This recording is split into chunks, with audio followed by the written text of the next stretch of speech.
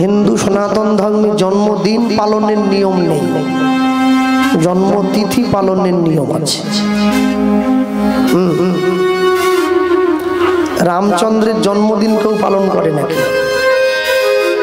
রামের জন্মতিথি পালন করে।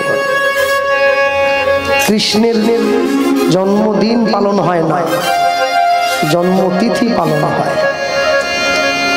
কিন্তু বাড়ির ছেলে মেয়েদের তিথি নয়, দিন পালন হয়। জন্মদিন কারা পালন করে? যারা বিদেশি, যাদের মধ্যে এখনো পর্যন্ত ভারতীয় সভ্যতা প্রবেশ করে নাই, তারা দিন পালন করে। ভারতীয়রা বলছে, ভারতীয় বৈদিক ঋষিগণ বলেন, দিন পালনের থেকে তিথি পালনে মাহাত্ম্য অনেক বেশি। কেন? দেখবেন যারা একাদশী করছেন, অমাবস্যা পূর্ণিমা যারা পালন করে, সবাই পালন করে না। সবাই পালন করলে তো মুরগির দোকান বন্ধ থাকতো, খোলা থাকতো কি? গত পরশু দিনে উলবেড়িয়াতে আমার গান ছিল। উলবেড়িয়াতে একটু মুসলমান ভাইদের সংখ্যা বেশি আছে। ওভারব্রিজটা পেরিয়ে গেলে আমি যাচ্ছিলাম, একটা ওষুধের দোকান দেখলাম, নামটা মনে আসছে না, তো ভিতরে দেখলাম একজন মুসলমান বয়স্ক মানুষ বসে আছেন, তারই দোকান। তো তিনি দোকানের বাইরে একটা চার্ট, মানে একটা বোর্ড ঝুলিয়ে দিয়েছেন। খুব জ্যাম তো বাজারটা, গাড়িটা খুব আস্তে আস্তে যাচ্ছে। আমি লক্ষ্য করছি ওই বোর্ডে লেখা আছে, পবিত্র রমজান মাস উপলক্ষে দিনে বিকেল 4টে থেকে, প্রত্যেক দিন এই এক মাস বিকেল 4টে থেকে সন্ধ্যে 7টা পর্যন্ত দোকান বন্ধ থাকবে। অনুগ্রহ করে সকলে ক্ষমা সুন্দর দৃষ্টিতে দেখবেন। তার কাছে ব্যবসা বড় নয়, ধর্মটা বড়।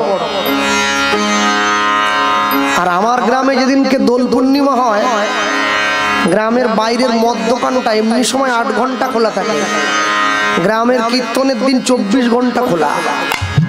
দোকানদার বাড়ি যায়নি, বউকে বলে তুই খাবার নিয়ে আয়, আমি দোকানেই খাবো, চান টান করবো না, এখানেই বসে থাকবো, কারণ যা বিক্রি হওয়ার আজকেই হবে। আমি তফাৎটা বলবার চেষ্টা করছি। মানুষ ধর্মের বেশে মোহজালে এসে ধরে, অন্ধ সেজন মরে আর শুধু মারে। যার এক চোখ কানা, সে নিজেকে কানা বলে পরিচয় দেয়। তার 2টো চোখ গেছে, একবারে হাউসফুল, ও জীবনে দেখতে পাবে না। ও তো বলতে পারে না আমি অন্ধ, সম্মান চলে যাবে। ও বলে এটা আমার ডিজাইন, ও স্টাইল বলে চালিয়ে দিচ্ছে।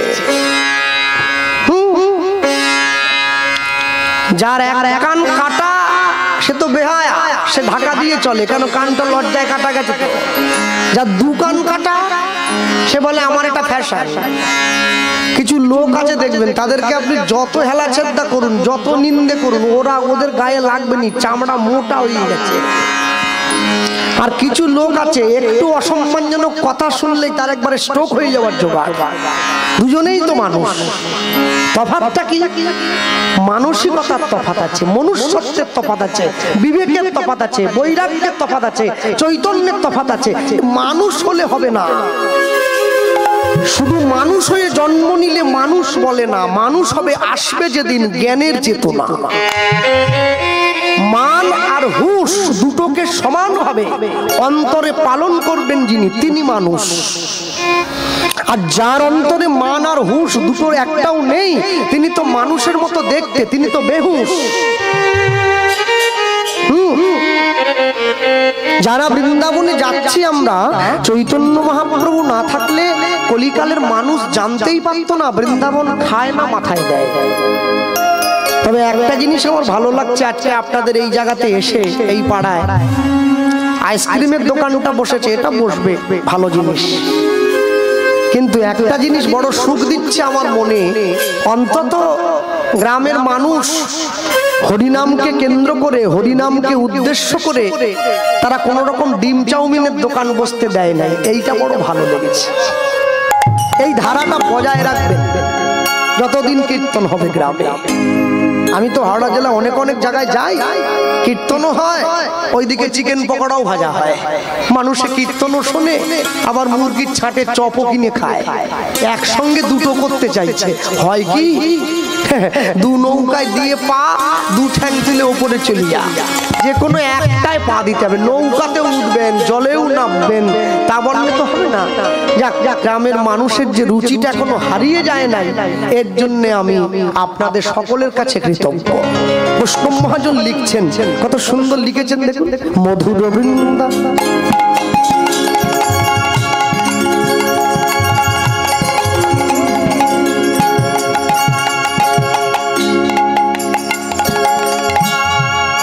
মধুর বৃন্দ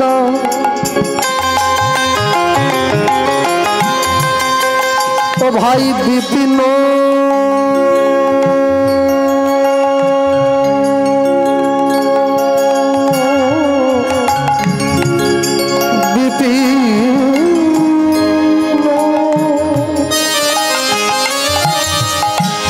বিপিন মাধুরী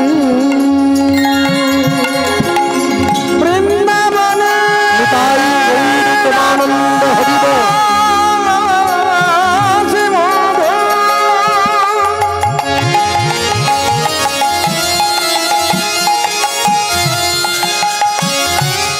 বৃন্দাবনে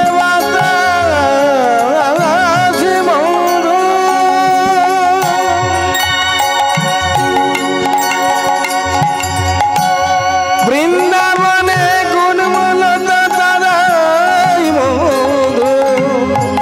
বড় মধু, বড়ই মধু, বড় মধুর সেই বৃন্দাবন।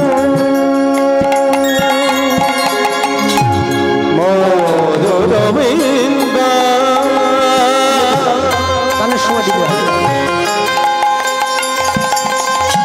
ও ভাই বিপিন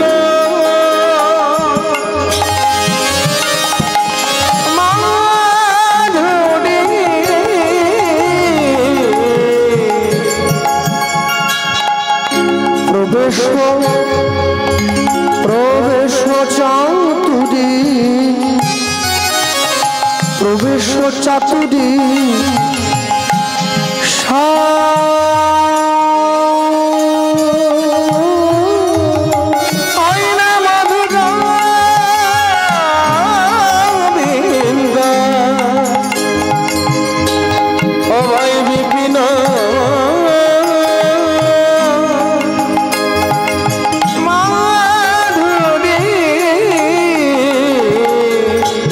প্রবেশ চাতুরী,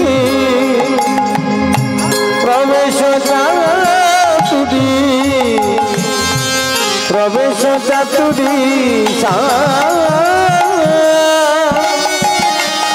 দেখো বড় যুবতী কাহে ভাবের ভক্তি শপথি হইতে দেখো ভাই বড় যুবতী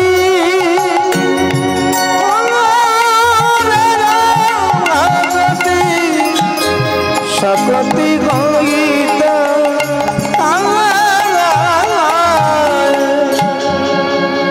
মধুর বৃন্দা বিপিন মাধুরী প্রবেশ চাতুরী সার বড় যুবতী ভাবের ভক্তি শপথি হইত কার। এখন যেখানে গান হচ্ছে, যে কীর্তনীয় গান গাইছে সে একটু ভালো গাইছে। অনেক অনেক সময় হয় না, কেউ ভালো গাইলে সেফটি পেনে করে 10 টাকার নোট, কেউ 50 টাকাও দিচ্ছে, কেউ 100 টাকাও দিচ্ছে। এখন এই যে এত শ্রোতা বসে আছে, এদের মধ্যে একজনের ওই গায়কের গানটা খুব ভালো লেগেছে। সে বলে তোমরা যা যা দিচ্ছ ওতে আমার পোষাচ্ছে না। বলে তাহলে বলে আমি ওকে 500 টাকা দিতে চাই। দাও দাও, সেফটি পেনে করে একবারে 500 টাকা এনে শিল্পীর একবারে এইখানে গেঁথে দিয়েছি। এখন যেই শিল্পীকে 500 টাকা দিয়েছে, শিল্পী সঙ্গে সঙ্গে ওই লোকটার হাত ধরে বলছে তাহলে বাবু আমার গান আপনার কি পছন্দ হয়েছে? বলে ভীষণ। এই টাকাটা বলে তোমাকে খুশি হয়ে দিলাম, উৎসাহ দিচ্ছি আরো বড় হও। সঙ্গে সঙ্গে ওই গ্রাহক বলছে আমার গান যদি আপনার এতই ভালো লেগে থাকে তাহলে 500 টাকা যখন আমাকে পুরস্কারই দিয়েছেন নিশ্চয়ই আপনার অনেক টাকা আছে। বলে তা আছে। মানে তাহলে কাজ করুন, আপনার যা জমি জমা বিষয় সম্পত্তি আছে সেইখান থেকে বিঘা বিঘা আমার নামে করে দেন। এই কথা বলা মাত্র টাকা তো ছাড়িয়ে দিয়েছিল। তারপরে ওকে হরিনাম শেষ হওয়ার পরে হরিনামের প্যান্ডেলে বেঁধে একবারে গুছিয়ে পিটিয়েছে। হ্যাঁ, বলে এমনি হচ্ছিল নি, আবার আমার জমি চাইছে। আরে তোকে পুলিশে দেবো আজকে। আমি বাগনান থানায় খবর দিয়েছি, ধরে নিয়ে যাবে এসে। আমি কথা এমনি বলি না। আপনারা কি ভাবলেন এখান থেকে বৃন্দাবনে চলে গেলেন? মনিটরটা বাড়ি রাখতে হবে। এখান থেকে বৃন্দাবনে গেলেন, বৃন্দাবনে গিয়ে ব্রজের ধুলিতে গড়াগড়ি দেবেন। বৃন্দাবনে ব্রজের ধুলিতে গড়াগড়ি দিয়ে বৃন্দাবনে ব্রজ মায়েদেরকে বলবেন আপনাদের রাধা কৃষ্ণকে আমার বড় ভালো লেগেছে, আমাদের সঙ্গে দিয়ে দেন, নিয়ে চলে যাই। আপনারা বললেন, ওরা দিয়ে দিল।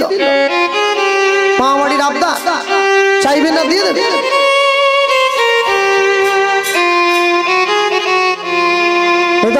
প্রেমানন্দ হরিবল হরিবল হরিবল। আপনারা চাইবেন না, দিয়ে দেবে। ওরা আপনাকে সঙ্গে সঙ্গে বলবে আপনি বৃন্দাবনে এসছেন, ঘুরবেন ফিরবেন, এখানে থাকবেন যে কদিন খুশি, রাধা গোবিন্দের প্রেম মাধুর্য দেখবেন, দর্শন করবেন, মন্দির ঘুরবেন, প্রসাদ পাবেন, তারপরে বাড়ির লোক বাড়ি চলে যাবে। ওই সব আপনাদেরকে কে বলতে বলেছে? প্রেম দাও, কৃষ্ণকে দিয়ে দাও। এই যে গ্রামে মন্দির করেছেন রাধা কৃষ্ণের মন্দির, এই মন্দিরটা কার জন্য করতে পেরেছেন জানেন? এই মন্দিরটা আমার মহাপ্রভুর জন্য হয়েছে। এই মন্দির মহাপ্রভু আমাদের দিয়েছে। নিজে গিয়ে বৃন্দাবনে গিয়ে বৃন্দাবনে ব্রজগোপীদের কাছ থেকে এই প্রেম এনে তারপরে আমার আপনার মতো মানুষের দরজায় বিলিয়ে দিয়েছে। তবে আমরা প্রেম পেয়েছি, তবে আমরা গোবিন্দকে চিনেছি, তবে রাত থেকে কীর্তন শুনতে পাচ্ছি। হ্যাঁ, যারা টিভিতে খবর দেখছেন, নিত্য নিত্য খবরের কাগজ পড়েন, টিভিতে খবর দেখেন, একটা জিনিস দেখলেন না? কদিন আগে আমেরিকার একজন বিখ্যাত বিজ্ঞানী সুনিতা উইলিয়ামস, তিনি মহাকাশে ছিলেন। 8 দিন থাকবার কথা ছিল, কিন্তু 9 মাস আটকা পড়ে গিয়েছিলেন। ফিরে এলেন 9 মাস পরে। সকলে জানতো তিনি মারা গিয়েছেন, তিনি মরেন নাই, বেঁচে আছেন।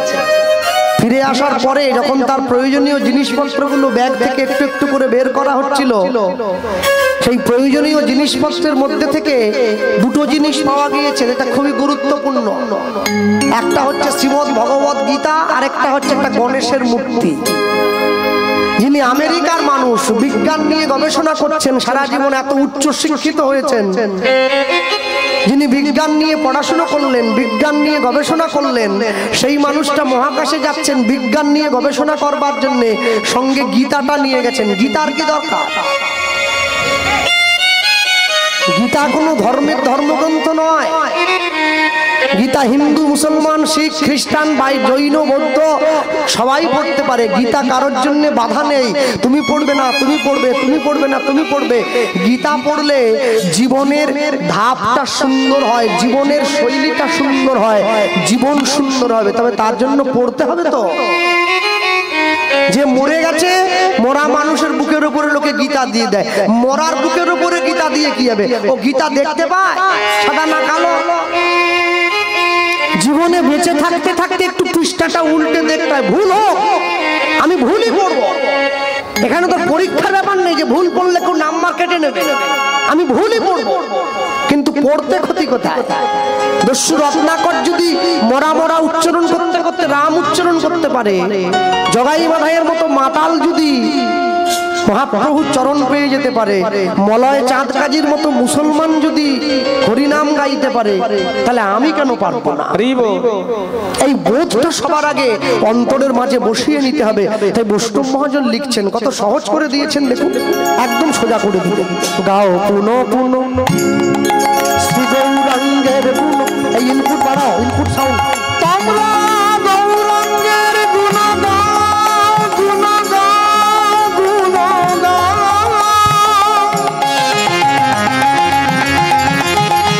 রূপধ্বনি নিতাই গৌর হরি বল, ইনপুট বাড়াও। হ্যালো, গৌরাঙ্গের গুণ গাও,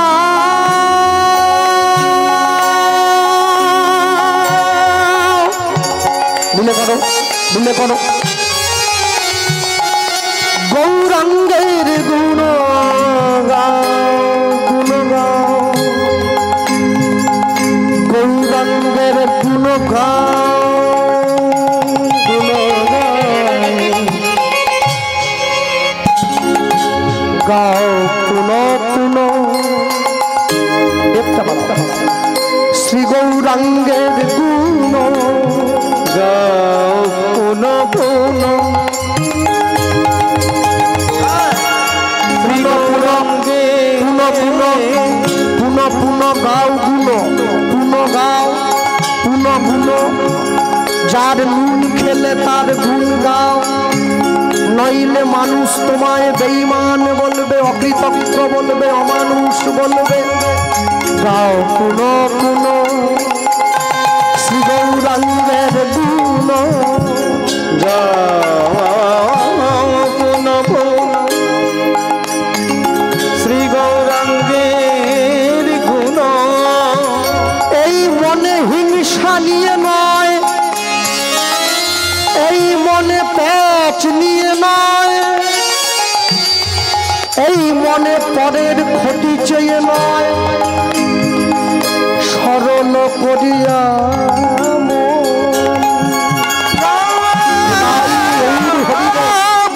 গানের সময় দিতে হবে। শ্রী গৌরাঙ্গে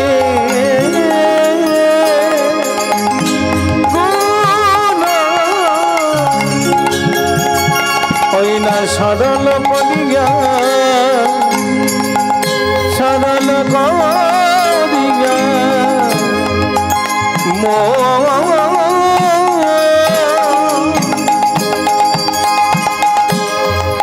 ও গয়ে তিন ভুবনে আমি এমন দয়াল, না দেখো একজন তিন ভুবনে। দিলে মেশিন কটা আছে দুটোর জন্য? মান দয়া না দেখো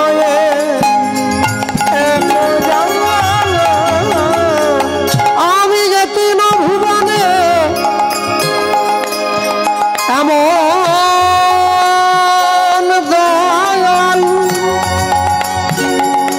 না দেখো এক ভুবনে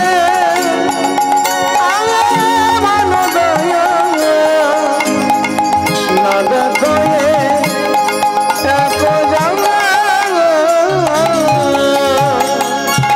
আমি এমন দয়াল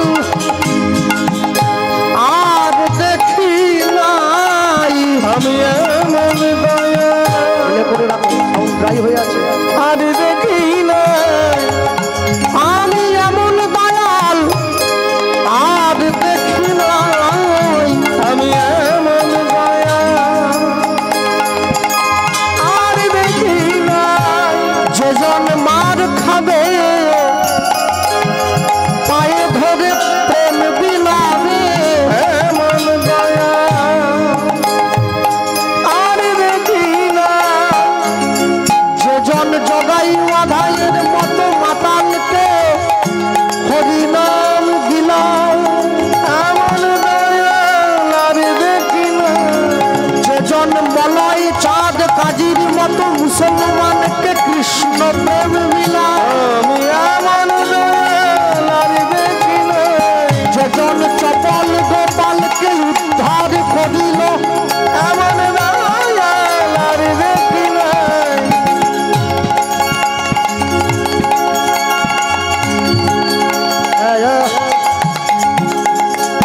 তো আস্তে আস্তে বাজাতে হবে। খাইয়েছে আমি জানি, তো আসতে বাজাটা ভালো আর যে জন জগাই মাধাইয়ের মতো মাতার, হ্যাঁ খোল ভেঙে দেবে, ওরে পাবে নিয়ে সন্দেহ আছে আমার। আমি এমন দয়াল আর দেখি নাই, যে জন হাতে ধরে নাম বিলাইয়ে দিল, এমন দয়াল আর দেখি না, যে জন পায়ে পড়ে নাম বিলাইয়ে দিল, আমি এমন দয়াল আর দেখি না, যে জন জগাই মাধাইয়ের মতো মাতালকে হবে নাম দিল, এমন দয়াল আর দেখি না, যার কেউ নাই তার আছি বলে, এমন দয়াল আর দেখি না, ও যে প্রেমানন্দ হরি কহ সরে, এমন দয়াল আর দেখি না, প্রেমানন্দ হরি কহ, এমন দয়াল আর দেখি না, এমন দয়াল আর দেখি না, তিন ভুবনে এমন দয়াল না দেখো এখন, আমি এমন দয়াল না দেখো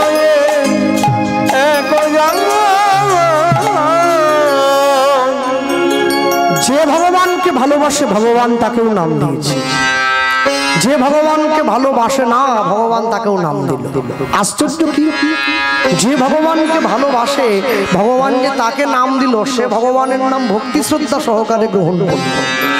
আর যে ভগবানকে ভালোবাসে না, যে ভগবানকে ভালোবাসে সে তো নাম পেয়েছে। বৃন্দাবনের ব্রজগোপীগণ, ললিতা, বিশাখা, চিত্রা, চম্পকলতা আছে, তারাও নাম পেয়েছে।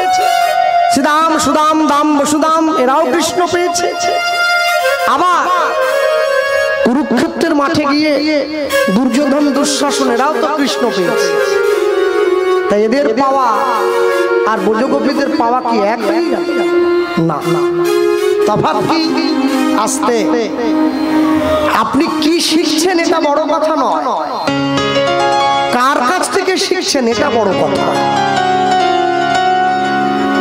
10টা মেয়ে একসঙ্গে স্কুলে যায়, বান্ধবীরা প্রত্যেকে, 10টা মেয়ে কিন্তু বাঙালি বাড়ি। এই 10টা মেয়ে স্কুলে যাচ্ছে, ওর পাশে আরো 10টা মেয়ে স্কুলে যায়, সেখানে 9টা বাঙালি বাড়ির মেয়ে আছে, একটা মুসলিম বাড়ির মেয়ে আছে। একটু তাকিয়ে আশ্চর্য কি, রুচির পরিবর্তন হয়ে যাবে আস্তে আস্তে। একটা বস্তাতে একটা আলু পচে গেলে এক সপ্তাহের মধ্যে পুরো বস্তা পচিয়ে ছেড়ে দেয়। ওই জন্য হুগলির দিকে গানে গেলে ওরা বলে, দাদা যে আলুটায় পচন ধরে না ওটাকে বস্তায় রাখাই যাবে না, একবারে তুলে ফেলে দিতে হবে, তাহলে পুরো বস্তা খারাপ হয়ে যাবে। আপনি কার কাছ থেকে কি শিখেছেন এটা বড় নয়, শিক্ষাটা কার কাছ থেকে শিখেছেন এটা বড়। দুর্যোধন শিক্ষা গ্রহণ করছে শকুনির কাছ থেকে, আর যুধিষ্ঠির শিক্ষা গ্রহণ করছে কৃষ্ণের কাছ থেকে। কি শিখেছে এটা বড় না, কে শেখাচ্ছে এটা বড়।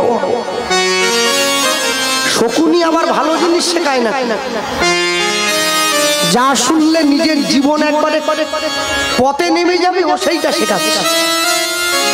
আর কৃষ্ণ কি শেখাচ্ছে যুধিষ্ঠিরকে? যুধিষ্ঠির যুদ্ধে জিতবে কি হারবে এটা বড় নয়, জীবনের যুদ্ধে জিততে হবে এটা বড়। কুরুক্ষেত্রের যুদ্ধ তো 18 দিন, আজ আছে কাল শেষ হয়ে যাবে, কিন্তু জীবন যুদ্ধ কি 18 দিনে শেষ হয়? জীবনের যুদ্ধ অনেক বড়। তবে হ্যাঁ, কুরুক্ষেত্রের যুদ্ধ কিন্তু 18 দিন ধরে হয়নি, 2.5 দিন বাকি থেকে গিয়েছিল। যে 2.5 দিন বাকি থেকে গিয়েছে, ওই 2.5 দিন ভগবান এই জগৎ সংসারের মধ্যে আমাদেরকে ভাগ করে দিয়েছে। আমরা কুরুক্ষেত্রে এসে পড়েছি, এটা কুরুক্ষেত্রের মাঠ, এই সংসার। কুরু মানে করো, ইট মিনস ডিউটি। জীবন ভরা কর্তব্যের আহ্বান। মায়ের প্রতি সন্তানের কর্তব্য, সন্তানের প্রতি বাবার কর্তব্য, বাবার প্রতি মেয়ের কর্তব্য, স্বামীর প্রতি স্ত্রীর কর্তব্য। এই জীবন ভরা একে অপরের প্রতি যে কর্তব্যের বাঁধন, এটাকেই কুরুক্ষেত্রের যুদ্ধ বলে বলা হয়। যুদ্ধ শুরু হলো সকালবেলায় কুরুক্ষেত্রের যুদ্ধ, শাঁখ বাজিয়ে, শেষ হতো শঙ্খ বাজিয়ে। দেখবেন গ্রামের মায়েরা সকালবেলা ঘুম থেকে উঠে শাঁখটা বাজায়, যুদ্ধ শুরু হয়ে গেছে। খাবার জোগাড় করতে হবে, যে যার বেরিয়ে যাচ্ছে যুদ্ধ করতে। সন্ধ্যেবেলা ঘরে ফিরে এসেছে, তুলসী তলায় প্রদীপ নিয়ে গিয়ে শঙ্খ বাজিয়ে দিল, আজকের মতো যুদ্ধ শেষ, আবার কালকে।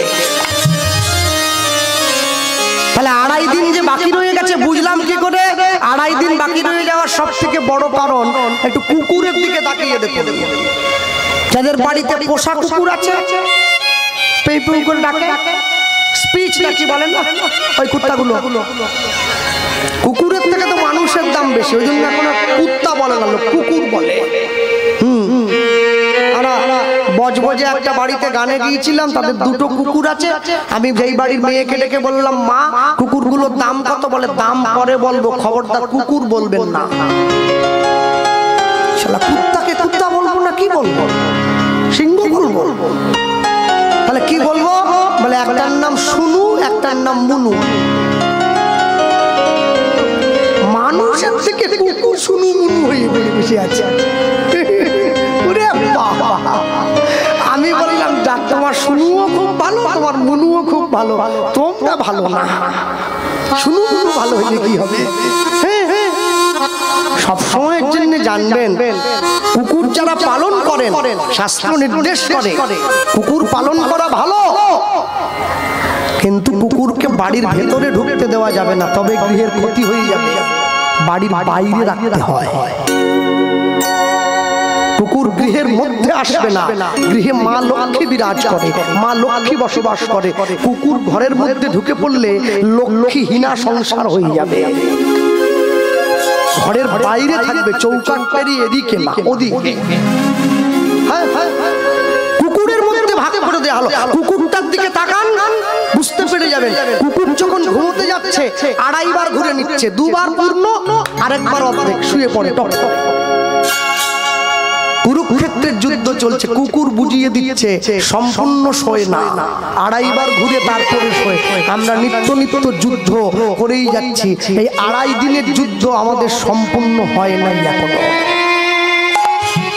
এই যুদ্ধে সবাই জিততে পারবে না। কে জিতবে?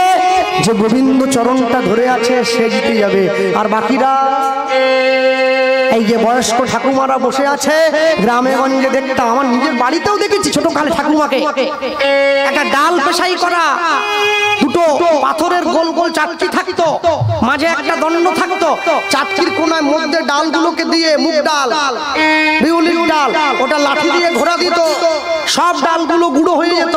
আশ্চর্য কি, ওই চাটকির গোড়ায় যে ডালগুলো বসে থাকতো, চাটকিটা যত জোরেই ঘুরুক না কেন ওই ডালগুলো কিন্তু ভাঙতো না, ওগুলো গোড়াতে রয়ে যেত।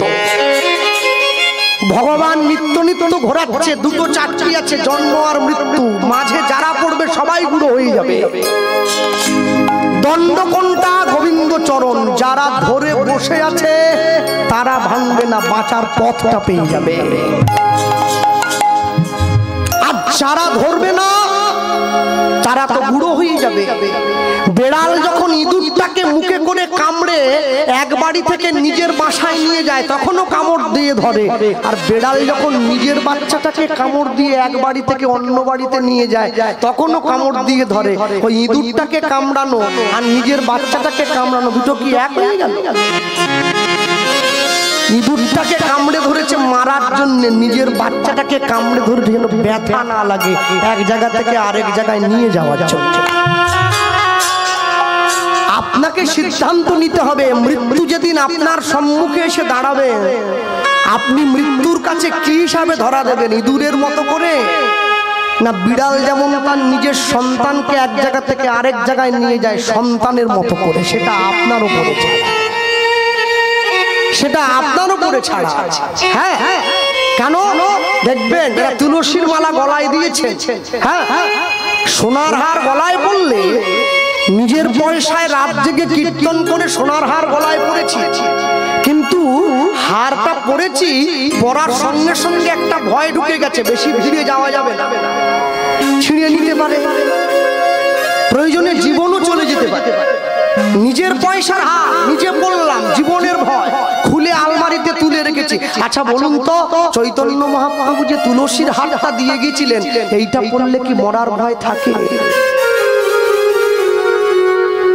এটাই তো তফাৎ। সোনা পড়লে মরার ভয় থাকে, তুলসীর মালা পড়লে মৃত্যু ভয় চলে যায়। ঈশ্বরের চরণ ধরে সুখ আর না ধরে সুখ, দুটো অনেক তফাৎ আছে।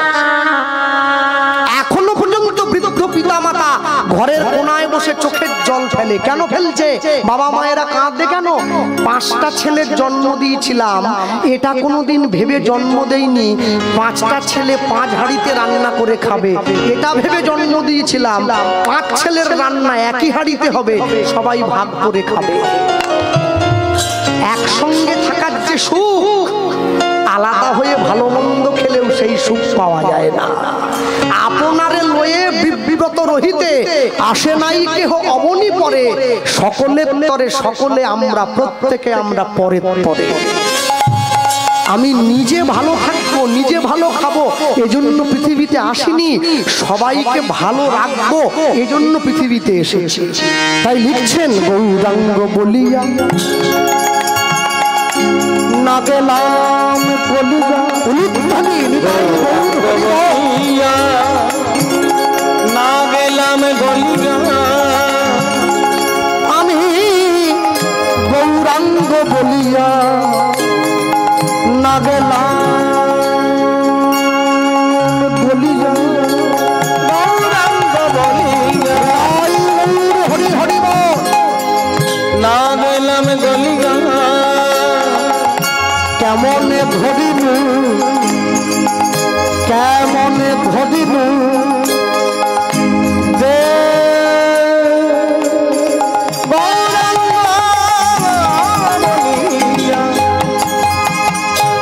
না গেলাম গলিয়া, কেমনে ধরিনু দে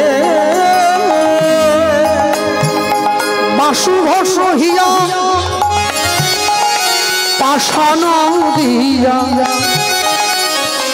বিধি কেমনে বড়িয়াছে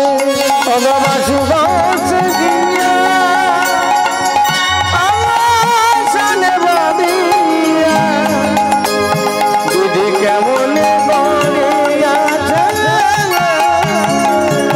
ওগো বাসুভ সহিয়া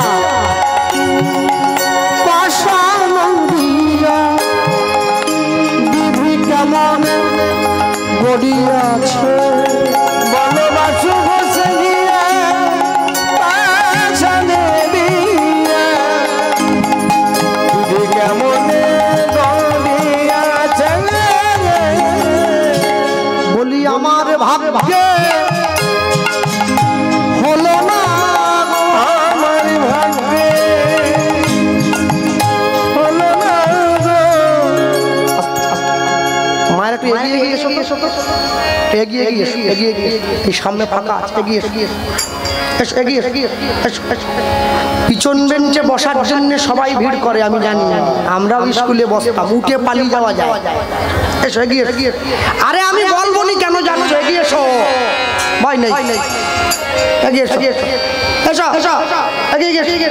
পিছন দিকের মায়েরা একটু বসতে অসুবিধা, এগিয়ে হ্যাঁ হ্যাঁ এসো। আর এদিকে এসো এসো।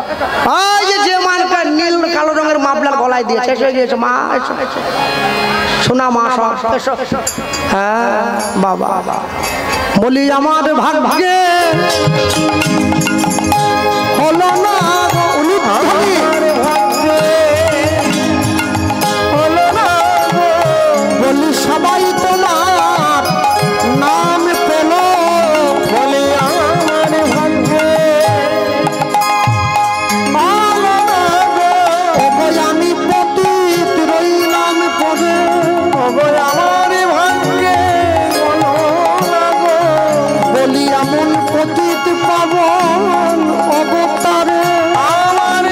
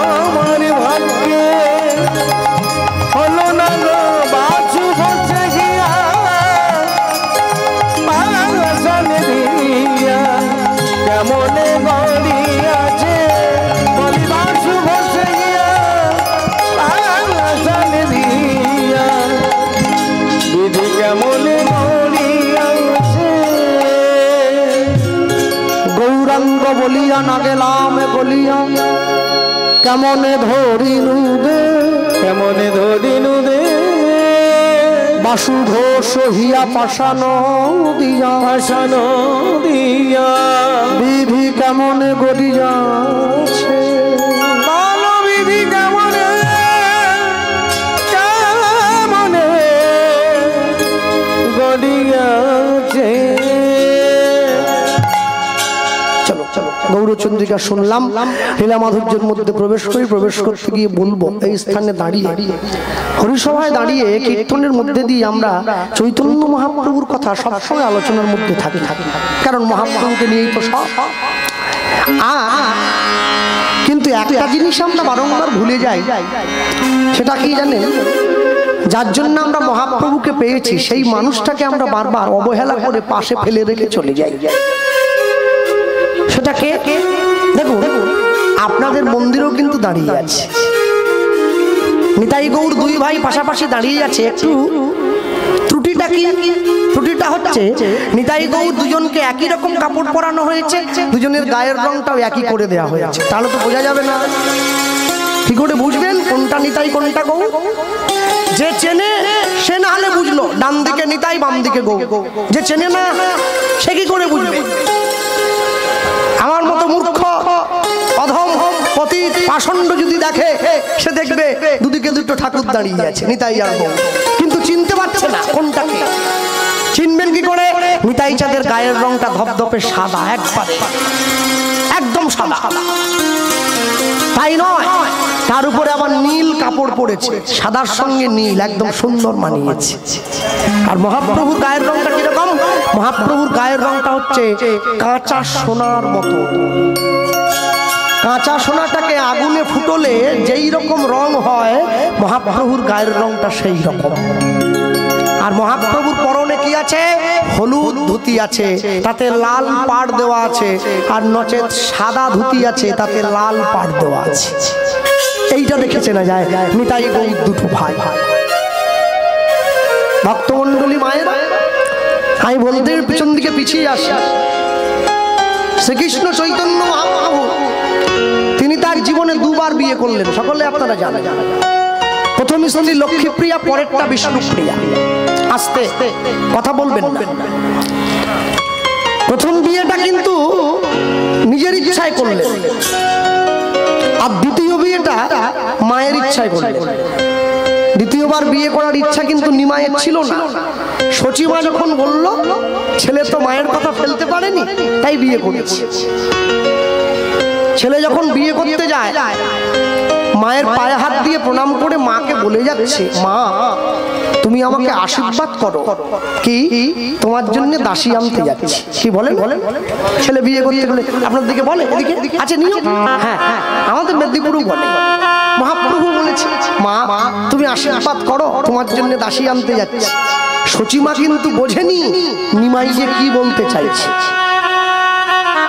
যেই নিমাই গিয়ে মায়ের পায়ে হাত দিয়েছে, মায়ের কর্তব্য কি? ছেলে মায়ের পায়ে হাত দেওয়া মাত্রই মা ছেলের মাথাটায় হাত দিয়ে আশীর্বাদ করছে, বাবা জীবনে অনেক সুখী হয়। যেই সচিমা নিমায়ের মাথায় হাত দিয়েছে, অমনি মহাপ্রভু মায়ের হাতটা ধরে নিয়েছে। ধরে এইবারে মহাপ্রভুর চোখে জল। মা কিন্তু বুঝতে পারছে না, ছেলে তো নিচে বসে আছে, ভগবানের চোখে জল এসেছে, হাতটা ধরে নিয়েছে। কিরে নিমাই হাত ধরলি? মা হাত ধরলাম কেন জানো? আরেকটা আশীর্বাদ করে দাও। কি? এতদিন পর্যন্ত কেঁদেছি নদিয়াবাসীর জন্য, আজকে বিয়ে করে তোমার দাসী তোমার চরণে দিয়ে আমি কাঁদবো জগৎবাসীর জন্য। ওই চেয়ে নিল, ওই চেয়ে নিল। সচিমা কিন্তু বুঝলো না ছেলে আমার কি চাইছে, যাওয়ার পথটা পরিষ্কার করে দিল। 24 বছর বয়সের ছেলে যে মেয়েটাকে বিয়ে করতে যাচ্ছে, তার বয়স 14 বছর 3 মাস। বিষ্ণুপ্রিয়া দেবী পূর্ণ যৌবন যার দেহে, সংসার ভোগ, স্ত্রী সুখ ভোগ, সন্তানগণকে নিয়ে আনন্দ, সংসারের হাসি কান্না দুঃখ সবকে জলাঞ্জলি দিয়ে কলিযুগের জীবকে হরিনাম দান করবে। মায়ের চরণে অনুমতি চাইছে। এই না হলে ভগবান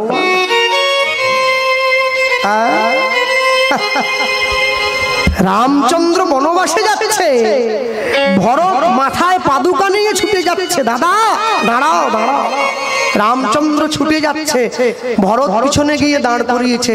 রাম বলছে কি হলো ভাই, দাঁড় করালি? তুমি যেও না,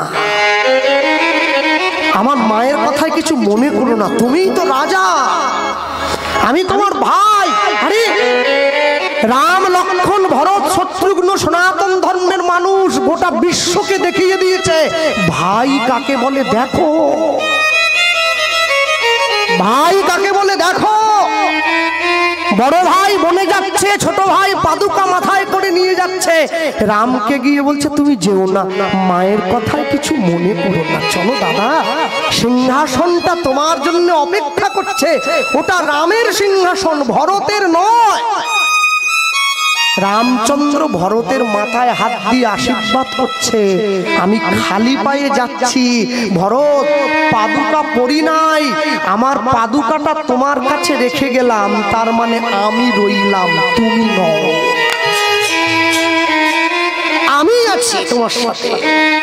আমি যদি যোগ্য সম্মান দাও, আমার চরণ পাদুকাটা সিংহাসনে বসিয়ে পাশে বসে রাজ্য শাসন করবে, তোমার মুখ দিয়েই আমার নীতিটা বেরোবে, তোমার নাম অনুসারে এই দেশটার নাম দিয়ে দেব ভারতবর্ষ। সেই রাজ্যের সেই দেশের মানুষ আমরা, রাম রাজ্যের মানুষ। কদিন পরে রামনবমী আসছে, প্রত্যেক সনাতনী, প্রত্যেক ভারতবাসীর কর্তব্য, প্রত্যেক ভারতবাসীর উচিত রামচন্দ্রকে সম্মান দেওয়া, রামচন্দ্রকে শ্রদ্ধা জ্ঞাপন করা। কি করে করবেন? প্রত্যেক ওই দিনকে রামনবমীর দিন, শুধুমাত্র ওই দিনটাই বিশেষ করে প্রত্যেক মায়েরা তার বাড়ির সম্মুখে একটি করে ঘিয়ের প্রদীপ জ্বালিয়ে রাখবেন, রামচন্দ্রের উদ্দেশ্যে প্রদীপটা নিবেদন করবে, প্রভু তোমার জন্য এই রাম রাজত্বে আমরা সুখে বসবাস করছি, এই প্রদীপটা তোমার চরণ তলে অর্ঘ্য দিলাম, আশীর্বাদ করো। এই প্রদীপের মতো কিরণ যেন আমাদের সারা জীবনে তোমার আশীর্বাদ হয়ে ঝরে পড়ে। মহাপ্রভু মায়ের পায়ে হাত দিয়ে প্রণাম করে বিয়ে করে এসে হাতটা সচি মায়ের হাতে ধরিয়ে দিয়েছে। মা, এই যে তোমার দাসী, এবার আমায় বিদায় দাও, এবার আমি আসি। সে কি রে নিমাই, বৌমাকে নিয়ে একটু ফুলসজ্জার ঘরে গিয়ে বস, আমি যুগল দেখবো। লক্ষ্মী নারায়ণের মতো মানিয়েছে আমার বিষ্ণুপ্রিয়া আর গৌরকে, গৌর বিষ্ণুপ্রিয়ার যুগল হয়েছে, একটু যা। যখন ফুলসজ্জার ঘরে ঢুকতে যাচ্ছে, বিষ্ণুপ্রিয়ার হাত ধরে পথটা আগলে দাঁড়িয়েছে নিতাই চাঁদ। নিতাই কে হবে? বিষ্ণুপ্রিয়ার সম্পর্কে বড় ভাসুর, কেননা মহাপ্রভুর থেকে 12 বছরের বড় নিতাই গৌরের থেকে। তাহলে ভাসুর যদি পথ আগলে দাঁড়ায়, বৌমার কর্তব্য কি? সঙ্গে সঙ্গে ঘোমটাটা মাথায় টেনে নিয়েছে। ভাসুরের মুখ দেখছে না, মাথা নিচু করে দাঁড়িয়ে আছে। আচ্ছা, চোখ দিয়ে ভাসুরের মুখটা দেখছে না, কানটা তো খোলা আছে। নিতাই চাঁদ এসে মহাপ্রভুর সামনে দাঁড়িয়ে বলছে, ভাই তোকে আমি বিশেষ কিছু বলবো না, আজকে তোর জীবনে আনন্দের রাত্রি, তুই ফুলসজ্জার ঘরে যাচ্ছিস। একটা কথা মনে রাখিস ভাই, মানুষ যখন ফুলের ওপরে ঘুমায় তার ফুলসজ্জা হয়, ফুল যখন মানুষের ওপরে ঘুমায় তার অন্তিম সজ্জা হয়। এই একটা কথা বলে দিয়ে নিতাই চাঁদ পাশ কাটিয়ে চলে গেল, আর কোনো কথা নেই। কথাটা বিষ্ণুপ্রিয়া দেবীর কর্ণমূলে নয়, একবারে মর্মমূলে পৌঁছে গেছে। কি বলল? ঘরের মধ্যে ঢুকে মহাপ্রভুকে জিজ্ঞাসা করছে, ও স্বামী কি বললো তোমার দাদা? বলে ওসব বাদ দাও না, আমার দাদার সব নানা রকম কথা। বলে না, কিছু একটা বলেছে, কিছু একটা বলেছে, তুমি আমাকে খুলে বলো। আমার দাদা বলছে আজ আমাদের ফুলশয্যা, আমরা ফুলের উপরে ঘুমাবো, আর যেদিন আমরা চির ঘুমিয়ে থাকবো ফুলগুলো আমাদের উপরে ঘুমিয়ে থাকবে, আমাদের অন্তিম শয্যা হবে। আমাকে বলো হরি হরি বল বলে শ্মশানে নিয়ে যেতে হবে। দাদা জানতে চাইলো তুমি কোনটা চাও, তুমি ফুলের উপরে শোবে না ফুল তোমার উপরে শোবে? বিষ্ণুপ্রিয়া দেবী এত বোকা নাকি আমাদের বাড়ির বউ মেয়েদের মতো? বুদ্ধি করে উত্তর দিচ্ছে নিজের স্বামীকে। কি বলছে? আমি ফুলের উপরে শোবো না, ফুলও আমার উপরে শোবে না, আমি চাই ফুলটা মালা হয়ে তোমার গলায় থাকুক। আমি একসঙ্গে দুজনকে পাবো, তোমাকেও পাবো ফুলটাকেও পাবো। দুজনকে যদি পেয়ে যায় তাহলে কি আর কষ্ট করতে হয় নাকি? মনে রাখবেন, শুধুমাত্র ভালোবাসার জন্য ভালোবাসা নয়, শুধু ভালোবাসার জন্য ভালোবাসা নয়, ভালোবাসার জন্য ভালোবাসা। কথা বুঝতে হবে, শুধু ভালোবাসার জন্য ভালোবাসা নয়, ভালোবাসার জন্য ভালোবাসা। যার জন্য তো কবি লিখেছিলেন ভালোবাসো শুধুই তাকে ভালোবাসায় ভালোবাসা দিয়া বেঁধে যে রাখে।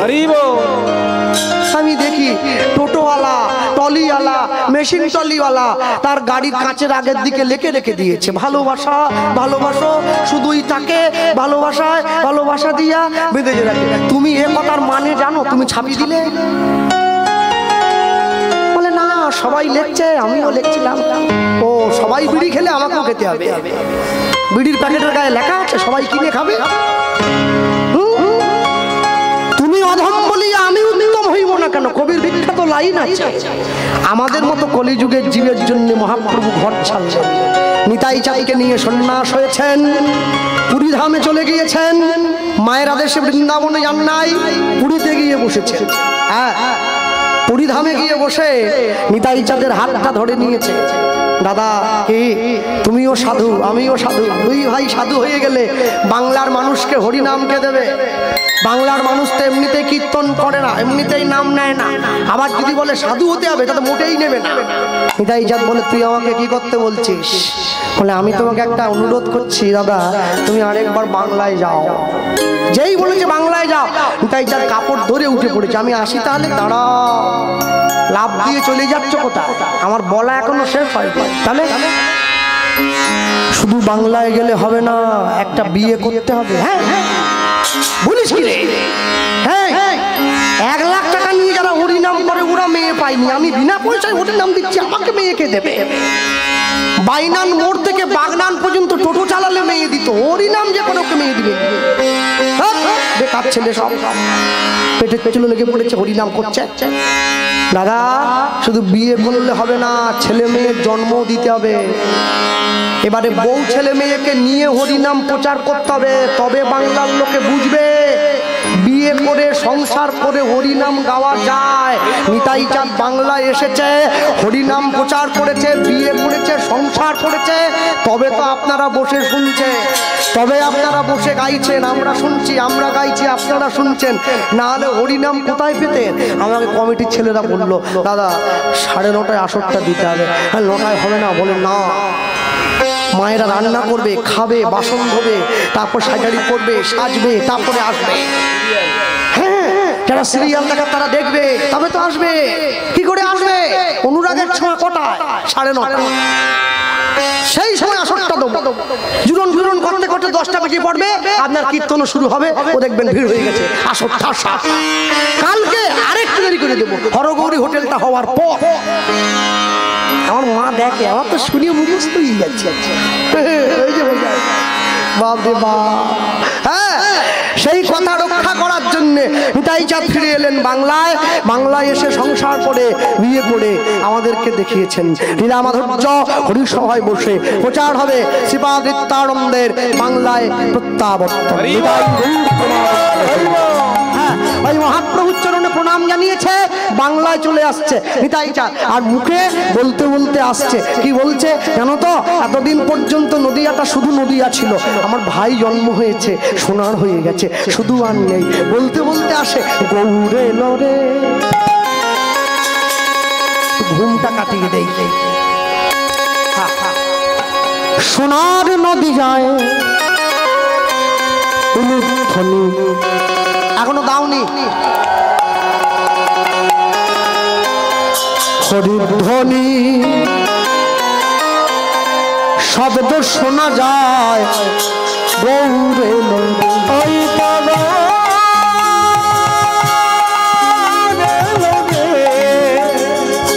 একটু হাত তোলা যায়।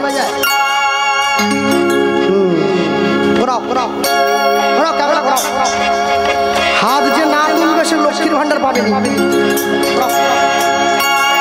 ছবি উঠে থাক বুঝবো কি করে কে তুলছে। একটু তালি দেওয়া যায় কি? দাও জোরে দাও। গৌরে লড়ে সোনার নদিয়া। ওই মাঝখানের দিকের মায়েদের কি হাত নাই নাকি? হ্যাঁ ওই তো গৌরে লড়ে উলুধ্বনি সোনার নদিয়ায় উলুধ্বনি হরিধ্বনি শব্দ শোনা যায় গৌরে লড়ে। ওই তো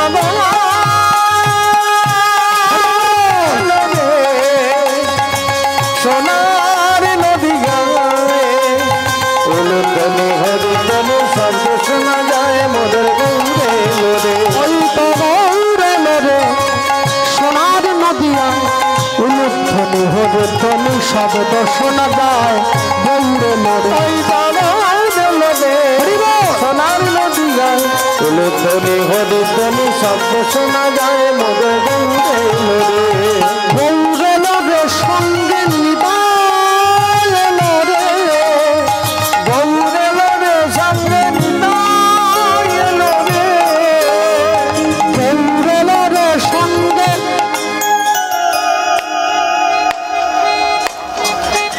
এরম না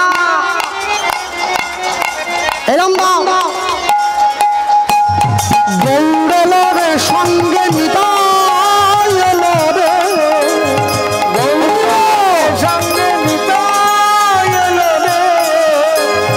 গৌরে লোরে সঙ্গে নিতাই লোরে। গৌরে লোরে সঙ্গে নিতাই লোরে।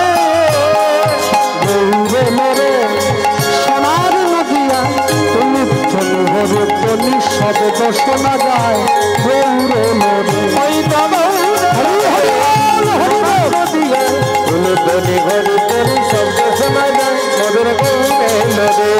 কে কে তোরা নাম নিবি রে ছুটে ছুটে আয়।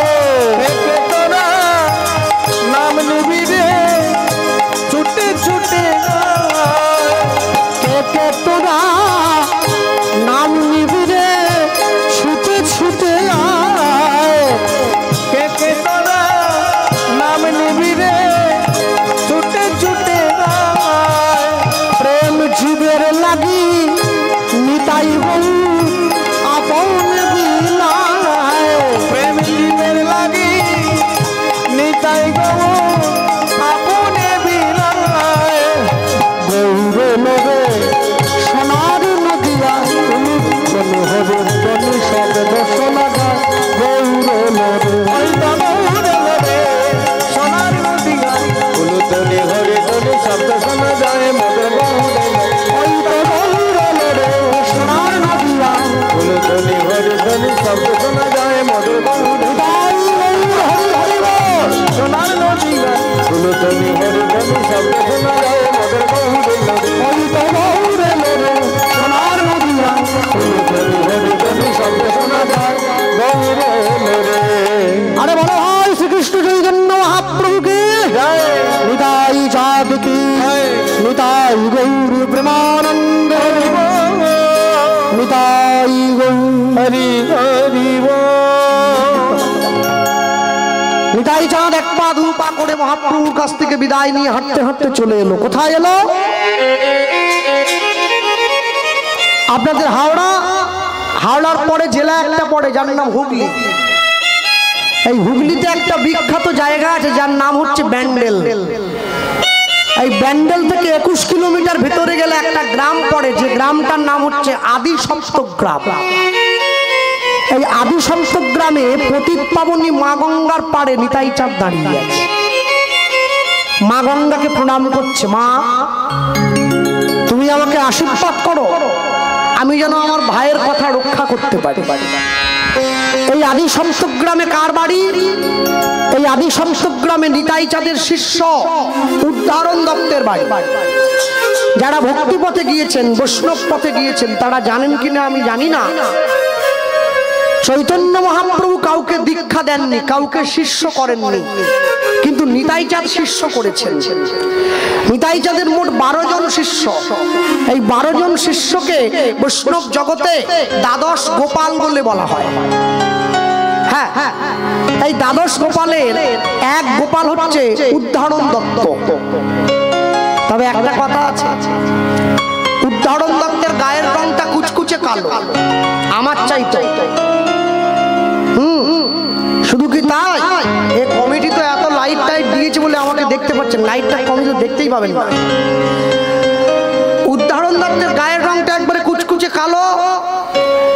তবে একটা কথা আছে, পয়সা তো আর কালো সাদা বিচার করে না, পয়সাকে যে ভালোবাসে পয়সা তার। উদ্ধারণ দত্তের প্রচুর টাকা, কেন? সোনার ব্যবসা করে, সোনার বেনে জাতিতে।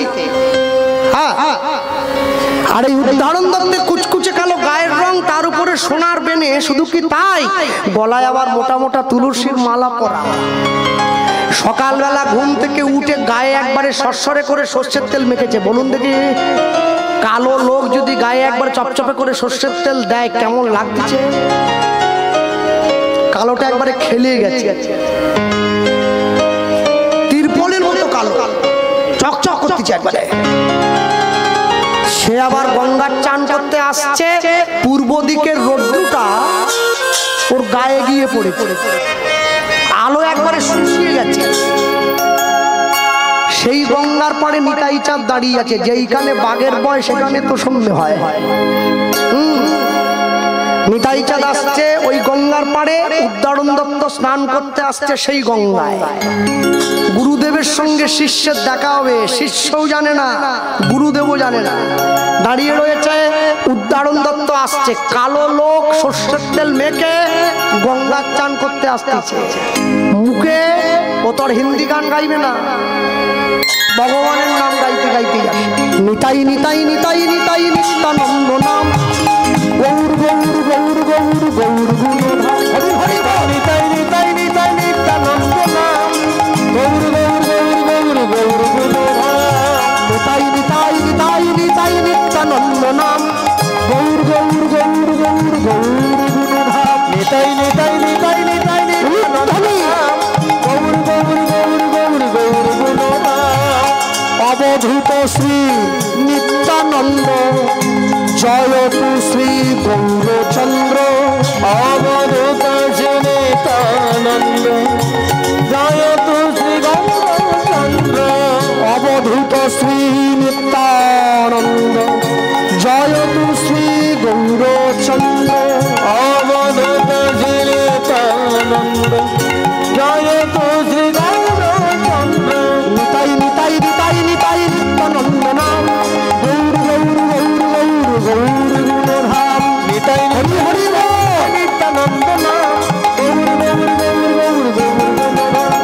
নিতাই নিতাই নিতাই নিতাই নিত্যানন্দ নাম, গৌর গৌর গৌর গৌর গৌর গুণধাম।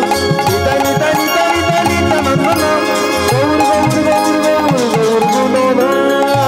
ঝাঁপ দিয়ে গিয়ে বলল গঙ্গার চলে, উঠে আয় উঠে আয় উঠে আয় উঠে আয়। নিতাই চাঁদ মনে মনে ভাবছে, আমার নাম নিয়ে বুঝি কেউ ডুবে মরলো। ওরে উঠে আয়, আত্মহত্যা মহাপাপ। ও তো মরার জন্য ঝাঁপায়নি, চান করার জন্য ঝাঁপিয়েছে। কালো লোক, গায়ে সরসরে করে সর্ষের তেল মাখা, সে আবার ঝাঁপি পড়েছে গঙ্গার নুন জলে। যখন গলা থেকে মাথা পর্যন্ত তুলেছে না, পান কৌড়ি পর্যন্ত ফেল হয়ে যাচ্ছে, এত কালো। পান কৌড়ি ভাবতেছে আমার বড় ভাই এলো নাকি। নিতাই চাঁদ মুখ বাড়িয়ে দেখে, আমি জীবনে অনেক কালো দেখেছি, এইরকম কালো দেখি। কোন জীবজন্তু হবে তবে নাকি? জীবজন্তু যদি হবে আমার নাম বলছে কি করে? এই কে রে? গুরুদেবের তো শিষ্যের মুখটা মনে নেই, শিষ্যের তো গুরুদেবের মুখটা মনে আছে। উদ্ধারণ দত্ত সাঁতার দিয়ে পাড়ে এসে নিতাই চাঁদের চরণে পড়েছে, জয় নিতাই। পা ধরে আবার টান না দেয় কে? কালী, দুর্গা, শীতলা, ষষ্ঠী, মনসা, দেবদেবীকে প্রণাম করবেন ডান দিক থেকে, ভগবানকে প্রণাম করবেন বাম দিক থেকে, সাধুগুরু বৈষ্ণব বাবা মাকে প্রণাম করবেন সামনে থেকে। নিতাই চাঁদকে প্রণাম জানিয়েছে, উঠে দাঁড়িয়েছে। নিতাই চাঁদ উদ্ধারণ দত্তের দিকে তাকিয়ে মুখটা ভুলে গেছে। কে গো? প্রভু, আমি তোমার শিষ্য, মনে নেই তোমার? আমার নাম উদ্ধারণ, তুমি ভুলে গেলে হবে? নিজে দীক্ষা দিলে, আমাকে শিষ্য করলে, এখন নিজে ও তুমি উদ্ধারণ, এসো বুকে এসো, জড়িয়ে ধরেছি। গুরু মিলে লাখে লাখে, শিষ্য মিলে এক, শিষ্য মিলে লাখে লাখে, গুরু মিলে এক। রামকৃষ্ণ পরমহংসদেবের শিষ্যকে গিরিশ ঘোষ, গিরিশ গিয়ে রামকৃষ্ণকে বলছে, ঠাকুর তোমার নাম তুমি নিয়ে নাও। রামকৃষ্ণদেব বলে, হ্যাঁ রে গিরিশ, নাম কি নলেন গুড়ের সন্দেশ নাকি, নিয়ে নেব? না না, তোমার নাম আমি জপ করতে পারবো না, আমার এত সময় নেই, তোমার নাম তুমি নিয়ে নাও গা। রামকৃষ্ণদেব বলে, তুই কি এমন কাজ করছিস যে সময় পাবি না নাম জপ করার মতো? বলে, দেখো সকালে ঘুম থেকে উঠে নিজেকে বাড়ির একটু কাজ করতে হয়, নিজের কাজ থাকে, তারপরে বাজারে যেতে হয়, বাজার করতে হয়, তারপরে দুপুর হয়ে যায়, একটু খাওয়া দাওয়া করতে হয়। আমরা বাঙালি না, পেটে পড়লে ভাত, একটু হতে হয় কাত, একটু শুয়ে পড়তে হয়, তারপরে বিকেলবেলা উঠে একটু বন্ধুদের সঙ্গে আড্ডা গল্প টল্প দিতে হয়, তারপরে সন্ধ্যেবেলা লেখালেখি থাকে, একটু যাত্রা লিখতে হয়, যাত্রার রিহার্সাল যেতে হয়, এই করতে করতে রাত্রি হয়ে যায়, খাওয়া দাওয়া করতে হয়, তারপরে খাওয়া দাওয়ার পরে